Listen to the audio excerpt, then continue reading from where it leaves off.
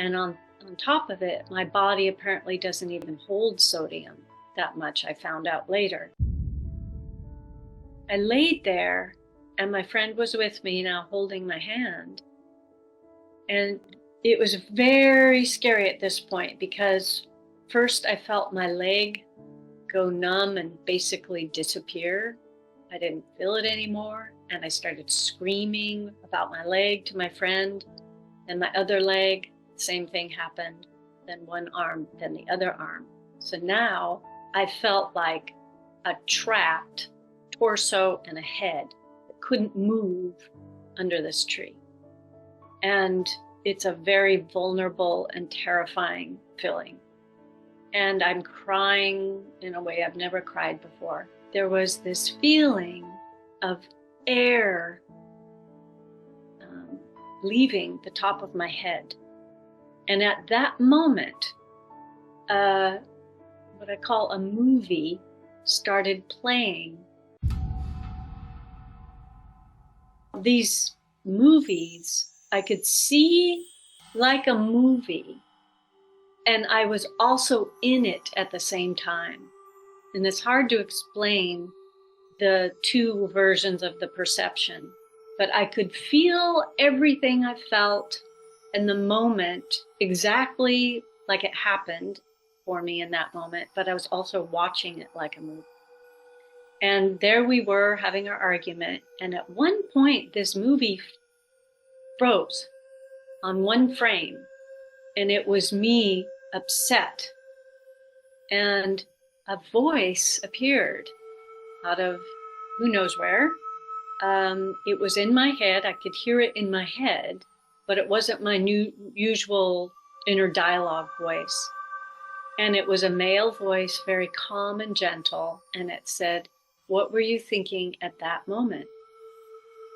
And that startled me enough that I suddenly wasn't as terrified about everything that was happening to my legs and everything. I was in that moment trying to think, what was I thinking? And then I remembered and I said it. The moment I said my answer, the little movie went away and a new movie came in, started playing. I was in it at the same time. And this time I raised an eyebrow right when the freeze frame happened. And the voice said, "What were you thinking right then?" And I answered that. And it happened again, a new one. This time I looked down during a conversation. Freeze frame. "What were you thinking when you lowered your head?" And I answered that. This went on for several hours. These were replays of events in my life throughout my adulthood, not my childhood for some reason. And they spanned years, and they'd covered many, many friendships and relationships. Each one was a specific moment where I had an internal thought. And there were a couple times I tried to lie in my answer because I didn't want to admit I had a judgment about someone, or I just wanted to be goody two-shoes.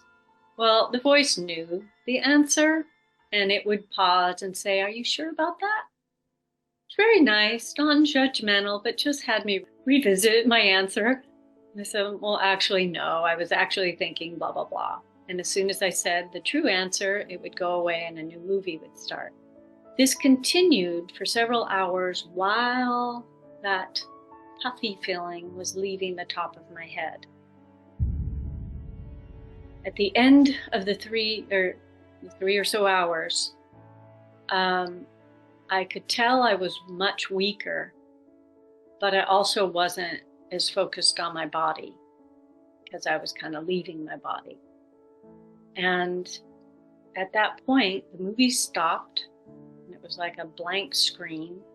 And the voice said, "Barbara, you have a choice now. Would you like to stay or go?" And I knew what that meant. I was being given a choice to stay on Earth as a human or go. And I'm only tearing up because this is the moment I truly felt what it's like on the other side.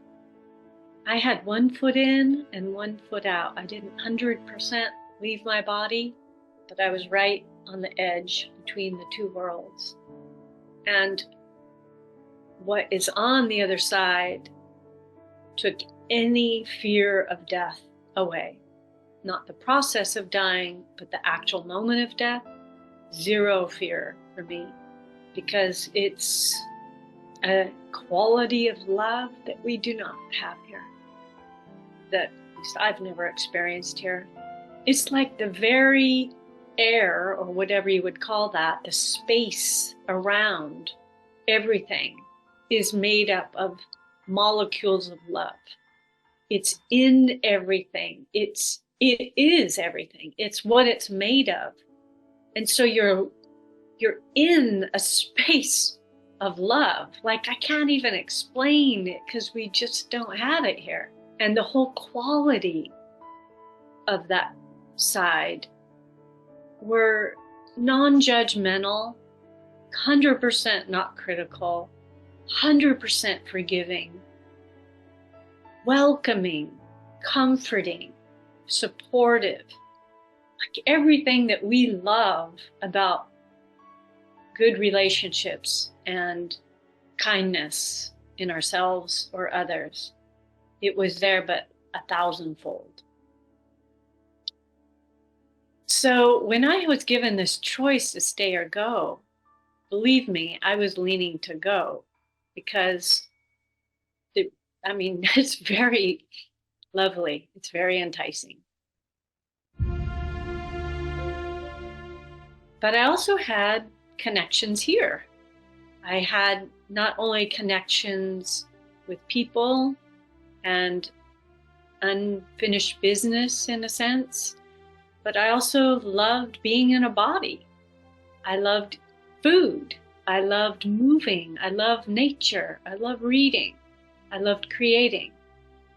And all of these things were something I had really had to weigh. So I started asking some questions, and they were funny from the standpoint of humility, because the main thing I was asking about was my projects, my albums that were half done, my screenplays that weren't made into movies, various things I was writing. I said, well, what about all those? They're not done. And the guide said, well, Barbara, those really don't matter that much. And so that's why I think it's funny, because to anyone who has, goals in life, they think they matter. And of course goals matter, but the voice said, the guide said, what really matters are your connections with other people. They're your relationships. If your projects connect you with them, connect them with themselves, connect them with other people, open something new within them, their heart or their mind, then yes, they're worth a lot. And even if you don't have it, okay, well, it's fun, that's great, but it's not that big a deal. But if they are connecting, then it's worth a lot. So I did eventually say, okay, I would like to come back to my body. I made that choice. The voice said, okay, if you go back, you have to contact these 4 people.